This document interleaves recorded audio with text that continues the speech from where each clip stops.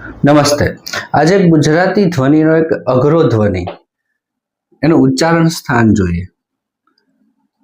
ળ.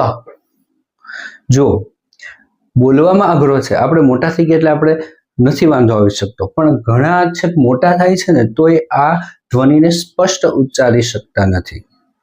કેમ કે આપણા સાહિત્યમાં, આપણા ગુજરાતી ભાષામાં અમુક વર્ણો એવા છે જેના ઉચ્ચારણ સ્થાન થોડાક અઘરા છે.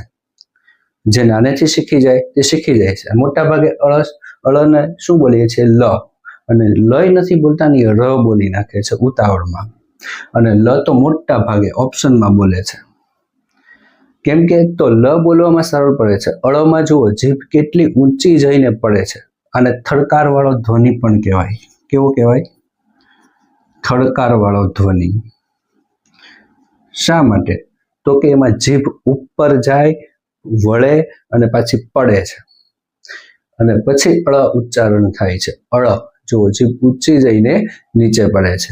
બાળક મોટા ભાગે 10 વર્ષ સુધી જેની ઉચ્ચારણ શુદ્ધતા સારી છે, ઉચ્ચારણ વ્યવસ્થા સારી છે, એ જ બોલી શકે. મોટા ભાગના 10 વર્ષના સુધીના બાળકો આ ધ્વનિને ઉચ્ચારી શકતા નથી.